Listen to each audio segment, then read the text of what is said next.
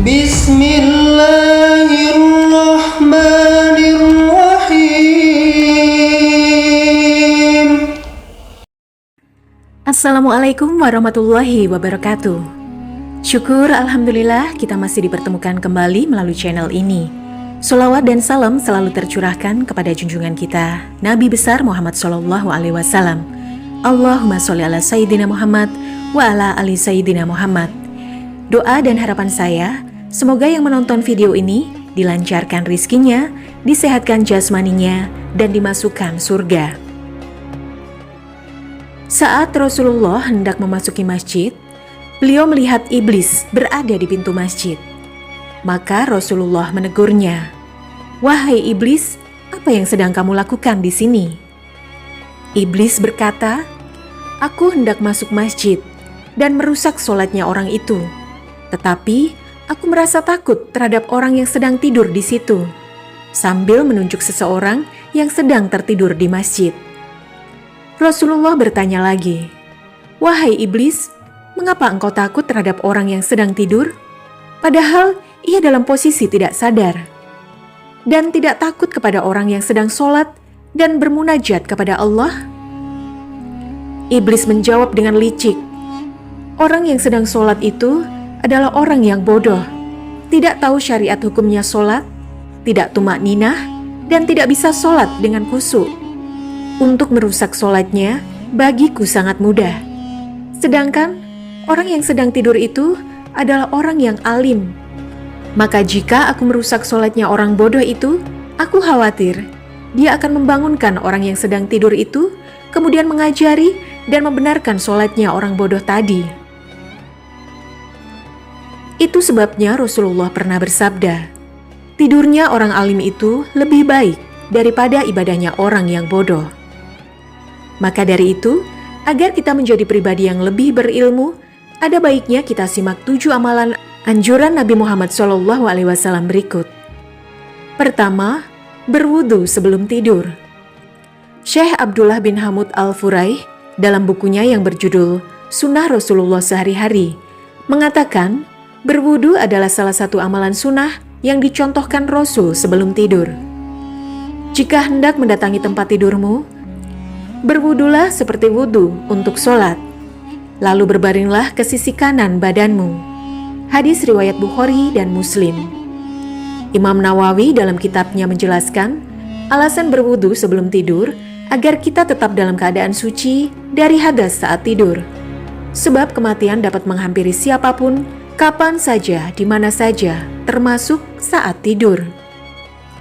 Kedua, membaca doa sebelum tidur. Amalan sebelum tidur yang kedua adalah membaca doa sebelum tidur, yaitu Bismika Allahumma amutu wa ahya.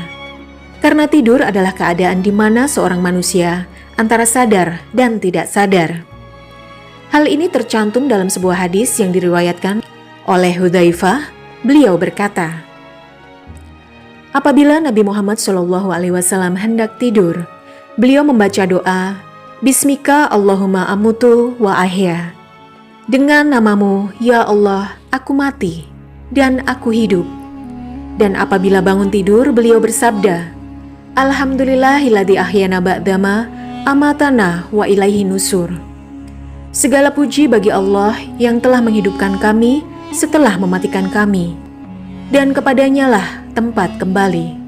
Hadis riwayat Bukhari. Ketiga, membersihkan kasur sebelum tidur. Bagi mereka yang hendak tidur, disunahkan mengibas kasur dengan bagian dalam sarungnya sebanyak 3 kali dan membaca basmalah. Hal ini dijelaskan pada hadis Abu Hurairah. Rasulullah SAW bersabda, jika di antara kamu ingin mendatangi tempat tidur, hendaklah untuk mengibas kasurnya dengan bagian dalam sarungnya, karena ia tidak mengetahui apa yang ada padanya. Lalu ucapkan, Bismika Robi wadu'tu janbi.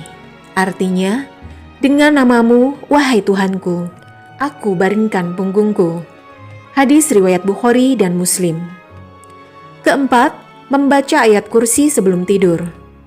Amalan sebelum tidur berikutnya adalah membaca ayat kursi sebelum tidur. Ada pula keutamaan membaca ayat kursi sebelum tidur, yakni perlindungan Allah Subhanahu wa Ta'ala dari gangguan syaitan sampai pagi hari. Diriwayatkan oleh Abu Hurairah, Nabi Muhammad SAW memberikan perkataan berikut ini: "Jika kamu hendak berbaring di atas tempat tidurmu, bacalah ayat kursi, karena dengannya kamu selalu dijaga oleh Allah dan setan tidak akan dapat mendekatimu hingga pagi." Hadis riwayat Bukhari. 5. Menunda tidur sebelum melaksanakan sholat Isya. Pada penjelasan hadis yang diriwayatkan dari Abu Barzah bahwa Rasulullah SAW tidak suka tidur sebelum sholat Isya dan berbincang-bincang setelahnya. Hadis riwayat Bukhari dan Muslim. Amalan sebelum tidur Rasulullah yaitu menunda tidur sebelum waktu Isya. Jika seseorang sudah tidur dahulu sebelum waktu Isya, dikhawatirkan tidak sempat mengerjakan sholat Isya atau terlewatkan ibadah wajibnya. Pada prinsipnya, Rasul menganjurkan amalan ini agar sahabat tidak melewatkan sholat Isya. 6. Berbaring miring ke kanan. Amalan terakhir yang Rasulullah sunahkan adalah tidur menghadap kanan. Saat Rasulullah SAW hendak tidur, beliau akan berbaring ke sisi kanannya dan berkata, "Ya Allah, aku telah menyerahkan diriku kepadamu dan mempercayakan urusanku kepadamu. Dan aku memalingkan wajahku kepadamu, mengharapkan pahalamu, dan takut hukumanmu, dan mengandalkanmu. Tidak mungkin lari darimu dan berlindung pada orang lain. Kami berlindung hanya kepadamu.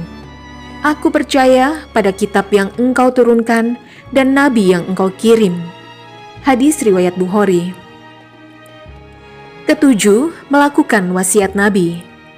Dalam kitab Duratun Nasihin disebutkan sebuah riwayat bahwa pada suatu malam menjelang tidur, Nabi SAW berwasiat kepada istrinya Aisyah, seraya berkata, "Wahai Aisyah, janganlah kamu tidur sebelum melakukan 4 hal. Sebelum menghatamkan Al-Quran, sebelum membuat para nabi memberi syafaat kelak di hari kiamat, sebelum membuat seluruh kaum muslimin ridho, dan sebelum melakukan ibadah haji dan umroh. Jika kamu membaca surat Al-Ikhlas sebanyak 3 kali, maka pahalanya sama dengan menghatamkan Al-Quran. Jika kamu membaca sholawat kepadaku dan para nabi sebelum aku, maka kami semua akan memberikan syafaat kepadamu di hari kiamat kelak. Jika kamu memohonkan ampunan untuk seluruh kaum muslimin, maka mereka semua akan ridho kepadamu. Dan jika kamu membaca Subhanallah walhamdulillah wala ilaha illallah wallahu akbar, maka kamu telah melakukan haji dan umroh." Semoga berkah dan manfaat. Wassalamualaikum warahmatullahi wabarakatuh.